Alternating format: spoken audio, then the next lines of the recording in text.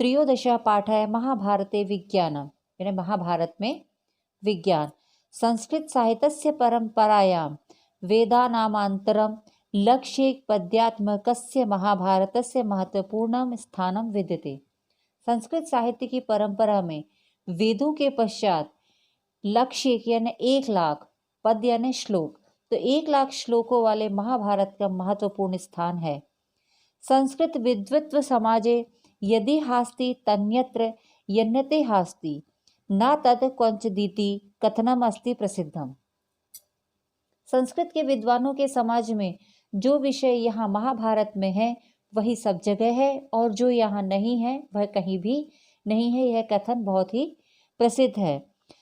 सत्यम पीदम यत महाभारते विद्यते तदेव अन्यत्र यच्च महाभारते नास्ति तदन्यत्रापि नास्ति। यह सत्य है कि जो महाभारत में है वही दूसरी जगह है, और जो महाभारत में नहीं है वह दूसरी जगह कहीं पर भी नहीं है। महाभारतम आकार ग्रंथ इति सत्यम। यह महाभारत के आकार यानी खान का, महाभारत जो है वह खान का ग्रंथ है। इति सत्यम, यह सत्य है। श्री माता कृष्ण द्वैपान्य व्यासनेन विरचिते महाभारते जीवनस्य सर्वेषामेव विषयाणां तात्विकं चिंतनम लभ्यते। श्रीमान कृष्ण द्वैपायन व्यास के द्वारा रचे गए महाभारत में जीवन के सभी विषयों का तात्विक चिंतन पाया जाता है। यथोक्तम यत महाभारते सर्वे अपि विषयाः प्रतिपादिताः वर्तन्ते तदन्तु अत्र पाठे ततः केषांचित् वैज्ञानिक विषयाणां सर्वे संक्षेपण वर्णन प्रस्तुते। जैसा कि कहा गया है कि महाभारत के सभी विषय, महाभारत में सभी विषय प्रतिपादित है, उसके अनुसार इस पाठ में कुछ वैज्ञानिक विषयों का संक्षेप में वर्णन प्रस्तुत किया जा रहा है। यहाँ पर हर उसमें विषय में एक श्लोक दिया हुआ है, और श्लोक का जो है यहाँ पे इसी श्लोक में जब इस पाठ के पीछे यानी पेज नंबर 62 में इसके अन्वय दिए हुए हैं, तो जब श्लोक समझाए जाएंगे तो आप अन्वय का पेज खोल कर रखना, और हर श्लोक के जो है नंबरिंग के अनुसार उनके अन्वय दिए हुए हैं, और अन्वय रख के अगर आप श्लोक को समझेंगे तो श्लोक का अर्थ ज़्यादा अच्छे से समझ में आएगा। भारतीय सनातक वैदिक संस्कृते परिचारकः आकार ग्रंथ है महाभारतम। भारतीय सनातन वैदिक संस्कृति का परिचायक और खान श्रीमद् महाभारत है। यस्य प्रणयम भगवता वेद व्यासेन लोकोपकाराय कृतम अस्ति। और इस जिसकी रचना भगवान वेद व्यास ने संसार के उपकार के लिए की है। एतस्य महत्ता विषय स्वमेव कृष्ण द्वैपायनो मुनि प्रकाशिति। और इसकी सर्वश्रेष्ठता के विषय में स्वयं कृष्ण द्वैपायन यानी व्यास मुनि ने इसको प्रकाशित करते हुए बताते हैं। धर्मे च अर्थे च कामे च मोक्षे च भरतवर्षम यदि हस्ति तन्यत्रम यन्ने हस्ति न तत् क्वचित। इसका अन्वय है, हे भारतवर्ष, धर्मे च अर्थे च कामे च मोक्षे च यत इह अस्ति तद अन्यत्र अस्ति, यह यद इह न अस्ति तद क्वचित न अस्ति।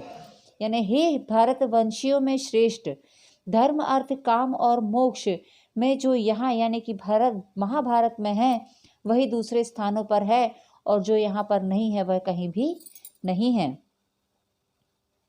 महाभारतम न केवल विश्वकोशत्वेन विद्यते अपित्वत्र पुराणे इतिहासादीना वैज्ञानिक दृष्टया भौतिक शास्त्र, खगोल शास्त्र, कृषि, जलबंध, जल सेचन, दिव्य व्यवस्था, रसायन शास्त्र, वैदिक शास्त्र, लोह शास्त्र, वस्त्र निर्माण शास्त्र, शस्त्र अस्त्र निर्माण संचालनम विधिरीत्याः बहवः विषयाः ज्ञान विज्ञानेपेताः वर्णिताः सन्ति। तेषु केचन विषयाः अत्र उदाह्रियन्ते। महाभारत में न केवल विश्वकोश के रूप में है बल्कि इसमें पुराण, इतिहास आदि का वैज्ञानिक दृष्टि से भौतिक शास्त्र, खगोल शास्त्र, कृषि, पानी के बांध, सिंचाई आदि की व्यवस्था, रसायन शास्त्र, चिकित्सा शास्त्र, धातु शास्त्र, वस्त्र निर्माण, अस्त्र शस्त्रों का निर्माण एवं चलाने की विधि इत्यादि बहुत से विषय ज्ञान विज्ञान सहित वर्णन किए गए हैं। उनमें से कुछ विषय यहाँ उदाहरण के लिए दिए जा रहे हैं। सबसे पहला है भौतिक शास्त्र। भौतिक शास्त्र जिसको फिजिक्स कहते हैं। वस्तु नाम अन्येषा से सापेक्षम चलनम, यानी कि वस्तुओं का दूसरों पर निर्भर होकर चलना। इत्येषाम विचारः भौतिक शास्त्रे अतीव प्रसिद्ध है। यह विचार जो है वह भौतिक शास्त्र में बहुत अधिक प्रसिद्ध है।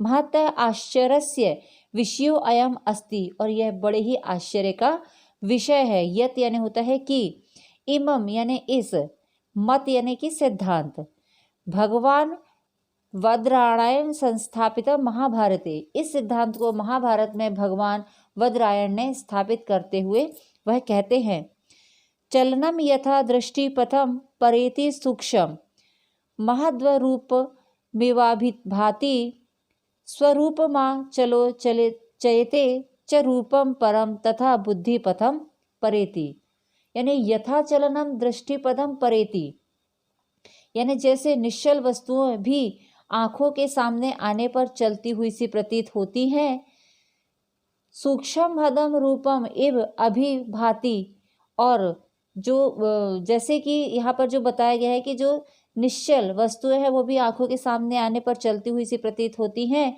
तो यहाँ पर चलती हुई नाव में बैठे हुए व्यक्ति के लिए कहा गया है। और अगला इसमें दिया है सूक्ष्म, यानी सूक्ष्म महद रूपम एव अभिभाति, और जैसे सूक्ष्म वस्तु भी कांच से देखने पर बड़ी दिखाई देती है। कांच यानी लेंस, अगर सूक्ष्म वस्तु, छोटी से छोटी वस्तु को लेंस में देखते हैं तो वह बड़ी दिखाई देती है। तथा पर बुद्धि पथम परेति, और जैसे सूक्ष्म दर्पण वस्तुओं का रूप वैसा ही दिखलाता है, वैसे ही आत्मा जो है वह शुद्ध बुद्धि में आती है। अस्य पदस्य प्रथमे पादे तेन स एव विचारः प्रकटितः अस्ति, इस श्लोक में प्रथम चरण में उन्होंने वही विचार प्रकट किया है। अत्रैव अन्यो अपि द्वे भौतिक शास्त्र संबंधो विचारो कथितो, और यहाँ दूसरे भी दो भौतिक शास्त्र से संबंधित विचार कहे गए हैं। तौ च कांचकेन दर्शनेन सूक्ष्म अपि वस्तु बृहद, कि उन्होंने बताया है दो बातें कही गई। कांच से देखने से सूक्ष्म वस्तु भी बड़ी के समान दिखाई देती है, और स्वक्षे दर्पणे वस्तुतः स्वरूपस्य तादृशमेव प्रतिबिंबम दृश्यते, और साफ दर्पण में वस्तु के रूप की ही उसके समान ही परछाई दिखाई देती है। जैसे कि मिरर में जो चीज़ रहती है वह वैसे ही सामने दिखाई देती है। इसके बाद अगला जो विषय है वह है खगोल शास्त्र। कालगणना क्षेत्रे भारतीयं खगोल शास्त्रम विश्व अस्मिन् प्रसिद्धम अस्ति। कालगणना यानी समय की गणना, कालगणना के क्षेत्र में भारतीय खगोल शास्त्र विश्व में प्रसिद्ध है। खगोलस्य भावार्थः भवति यद आकाशः अपि पृथ्वी गोलः अस्ति। खगोल का भावार्थ होता है कि आकाश भी पृथ्वी के समान गोल है। महाभारते तो विप्लव सेकेंड इति आंग्लीय या नाम प्रसिद्ध, और महाभारत में तो विपल जो कि सेकेंड इस अंग्रेजी नाम से प्रसिद्ध है, मतलब जो सेकेंड है उसको महाभारत में विपल इस शब्द से जाना जाता था। इत्यस्यापि विभागः कृते दृश्यते, और इसका भी विभाग किया गया दिखाई देता है। यानी जो समय है, समय की जो गणना है उसको बिल्कुल उससे छोटे से छोटा रूप दिखाया जाएगा, जैसे घंटा और उसके बाद में फिर सेकेंड, मिनट, ये सब बताया गया है। तो यहाँ महाभारत में भी समय की गणना की गई है। काष्ठा निमेषा 10 पंच चेव त्रिशंतु काष्ठा गणयेत कलाम ताम त्रिशत कालाश्चापि भवेर मुहूर्तो भागः कलायाः दशमंश च स्यात्। 10 काष्ठा निमेषा पंच चा एव, यानी अब यहाँ पे काल का जो विभाग है यानी उसका विभाजन इस प्रकार यहाँ पे समझाया गया है कि 10 काष्ठा यानी 15 निमेष यानी नेत्रों का पलक गिरने का जो समय होता है वह होता है पंच छ एव यानी 15 निमेष। 15 निमेष यानी नेत्रों की पलक गिरने का जो समय होता है उसको एक काष्ठा कहा गया है। त्रिशंतु तु काष्ठा ताम कलाम गणयेताम मुहूर्तो भाग त्रिशत कला च अपि भवेत यह कलायाः दशमः च स्यात्। यानी यहाँ पर काल का जो विभाग है उसको समझने के लिए बताया गया है कि नेत्रों की पलक गिरने का जो समय होता है वो 15 निमेष होता है। 15 निमेष जो है सबसे छोटा समय बताया गया है। उसके बाद में फिर आता है काष्ठा। काष्ठा जो होती है वह 18 निमेष की संख्या होती है। अब निमेष 15 निमेष जो होती है वह पलक गिरने में जितना पलक झपकने में जो समय लगता है वो हो गया 1 निमेष, और एक काष्ठा जो होती है 18 निमेष यानी 18 बार पलक झपकने का जो समय होता है उसको एक काष्ठा कहा गया है। और फिर 30 काष्ठा की एक कला गिनी जाती है, यानी 30 जो काष्ठा होती है उनका एक कला यानी कि 1 घंटा गिना जाना चाहिए। और 30 कला का एक मुहूर्त होता है। 30 कला में एक मुहूर्त होता है और उसके साथ कला का जो 10वां भाग होता है उसको यहाँ पे सम्मिलित किया गया है, अर्थात 30 कला और 30 काष्ठा का एक मुहूर्त होता है। इसी प्रकार सूर्य और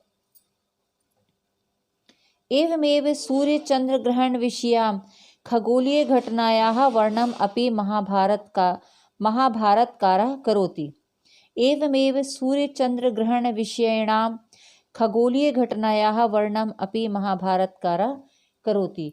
इसी प्रकार सूर्य और चंद्र ग्रहण से संबंधित खगोलीय घटना का भी वर्णन महाभारत काल में महाभारतकारों ने किया हुआ है। इसके बाद अगला विषय है कृषि जल संबंध और जल संचयनीय दिव्य व्यवस्था। एव जीवनम इति युक्त्या सिद्ध्यति यत् जलम बिना जीवनम कथनमपि न संभवः। जल ही जीवन है, इस कहावत से सिद्ध होता है कि पानी के बिना जीवन किसी भी प्रकार से संभव नहीं है। जलम न भविष्यति चेदताः धान्योत्पत्ति कथम भविष्यति। यदि पानी नहीं होगा तो अनाज की भी उत्पन्न नहीं होगा। अतः जलबंध पूर्वकम विशाल जल राशिम संकलय तस्य सम्यक रूपेण सेचनादि व्यवस्था करनी है। इसीलिए बांध बनाकर विशाल जल की राशि को एकत्रित करके उसकी अच्छी प्रकार से सिंचाई आदि की व्यवस्था करनी चाहिए। एदर्थम सत्यवती सुतः महाभारते उल्लेखिति। और इसके संबंध में जो सत्यवती के पुत्र हैं व्यास, उन्होंने महाभारत में इसका उल्लेख करते हुए उन्होंने कहा है, क्षेत्रम ही रसवत शुद्धम कर्ष केणोपपादितम ऋतवे वर्षम न कोन्ते जातु निवृत्त्येत फलम।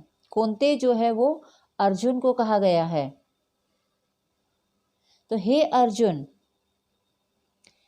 किसान के द्वारा जुताई और सिंचाई करके कितना ही शुद्ध और सरस बनाया हुआ अगर खेत क्यों ना हो, कभी कभी वर्षा के बिना वह अच्छी उपज नहीं दे सकता है।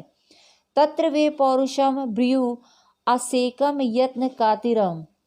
इसलिए निश्चित रूप से ही खेत में जुताई और सिंचाई की जाती है।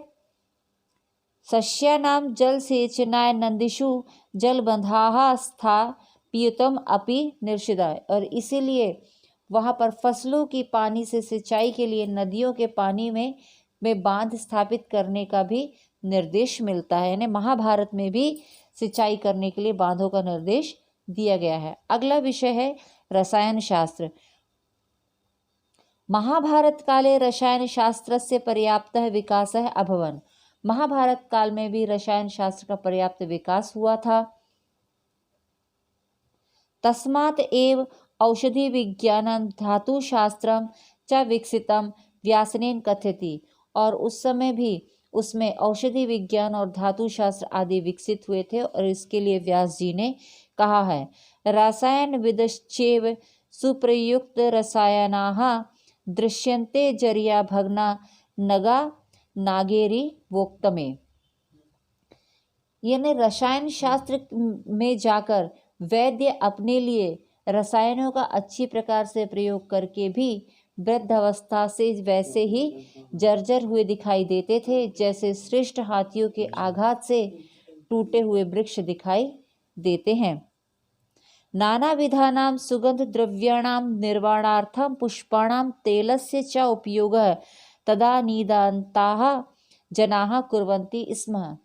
अनेक प्रकार से के सुगंधित द्रव्यों के निर्माण के लिए फूलों और तेलों का उपयोग करते समय उस समय के लोग किया करते थे, यानी तेल सुगंधित पदार्थ के लिए फूल और तेलों का उपयोग उस समय किया करते थे।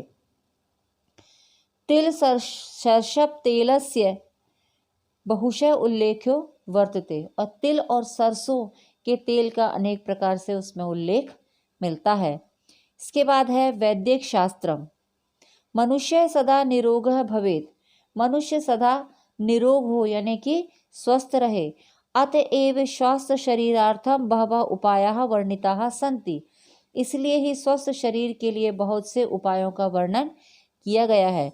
वैदिक शास्त्रम आरोग्य शास्त्रम अपि कथ्यते, शास्त्र यानी कि आरोग्य शास्त्र, इस आरोग्य शास्त्रम अपि कथ्यते यानी कि चिकित्सा शास्त्र को आरोग्य शास्त्र भी कहा गया है। स्वास्थ्य घातकाः ये स्वास्थ्य घातकाः ये राजरोगादः सन्ति, स्वास्थ्य को नष्ट करने वाले जो राजरोग आदि है, तेषां सर्वदा शमनाय विधाः चिकित्साः करणीया, और उनको पूर्ण रूप से रोग के लिए 72 यानी 72 प्रकार की चिकित्सा करनी चाहिए। द्विसप्तविधि यानी 72। उल्लेख ए विधा विदिते यानी इसका उल्लेख इस प्रकार से है।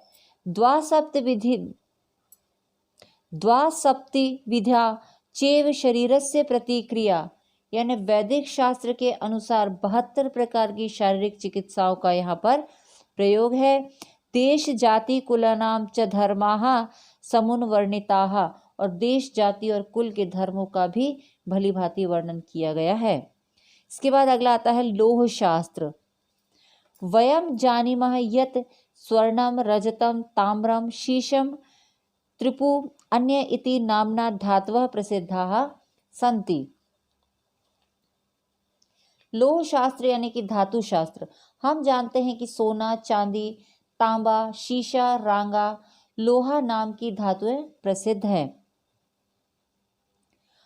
आभरण स्वरूपेण क्रय विक्रय व्यवहार साधनत्वेव च स्वर्ण रजत्यो उपयोगिता महाभारते वर्णिताः अस्ति।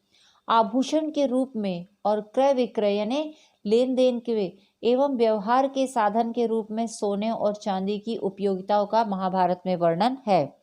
राजप्रसादा दीनाः निर्माणे अयसः उपयोगः भवति स्म, और जो राजप्रसादीन यानी राजमहल आदि के निर्माण में लोहे का उपयोग होता है। स्वर्णस्य अग्नो तापनेन शुद्धिकरण क्रम तदानीतनस्य व्यवहारस्य प्रणाम उपास्थयति। सोने का अग्नि में तपाने से शुद्धिकरण का क्रम उस समय के व्यवहार के प्रमाण को उपस्थित करता है। यानी महाभारत काल में भी सोने को शुद्ध करने के लिए उसे तपाया जाता था। यथा ही कनकम शुद्धम तापक्षेदानि निघर्णशे परीक्षियेत तदा शिष्यान इक्षेत्य शील गुणादिभिः, यानी जैसे शुद्ध सोने को तपाकर काटकर और घिसकर उसकी परीक्षा की जाती है, वैसे ही शिष्यों के शील गुण आदि के द्वारा ही उनको देखना चाहिए। फिर अगला है वस्त्र निर्माण। मानवस्य स्वभावो अयम अस्ति, मनुष्य का जो स्वभाव है कि यत सह लज्जया स्वकीयम नश्वरम अपि शरीरम वस्त्रेण आच्छादितुम इच्छति, कि यह जो मतलब उसको शर्म के कारण, लज्जा यानी शर्म, कि वह शर्म से अपने नश्वर शरीर को भी ढकना चाहता है। वैदिक कालाद एव वस्त्र निर्माण परंपरा वर्तते, और वैदिक काल से ही वस्त्र निर्माण की परंपरा है। महाभारते ऊर्ण कर्पास कोश्यादि वस्त्राणां निर्माणस्य, महाभारत काल में भी ऊन, सूती और रेशमी आदि वस्त्रों के निर्माण का उल्लेख है। तत्र तु स्वापेक्षितस्य वर्णस्य संयोजनस्य च वर्णम मिलति, और महाभारत में भी अपनी इच्छा के अनुसार रंगों को मिलाने का भी वर्णन मिलता है। यादृशेन ही वर्णे भाविते शुक्लम वरम तादृशम कुरेति रूपम यत देवम वेहि में, जैसे श्वेत वस्त्र को जैसे रंग में रंगा जाता है वह वैसा ही रूप धारण कर लेता है। इसी प्रकार जैसा संग किया जाता है यानी जैसा साथ किया जाता है वैसा ही रंग अपने ऊपर चढ़ता है। यह बात मुझसे अच्छी तरह से समझ लो, ऐसा महाभारत में बताया गया है। अनेन ज्ञायते यत इदम लक्ष्य पद्यात्मकम महाकाव्यम महाभारतम एकतः, इसमें जाना जाता है कि यह जो 1,00,000 श्लोकों वाला जो महाकाव्य जो महाभारत है, एक तरह से पुरुषार्थ यानी कि चतुष्ट यानी धर्म अर्थ काम और मोक्ष का प्रकाशक है। पुरुषार्थ चतुष्ट प्रकाशकम वर्तते, यानी 4 जो बताए गए हैं पुरुषार्थ धर्म अर्थ काम और मोक्ष, इसका प्रकाशक है। ततो अपि अधिकम ज्ञान विज्ञानयोगद्य च समुपाशिदति,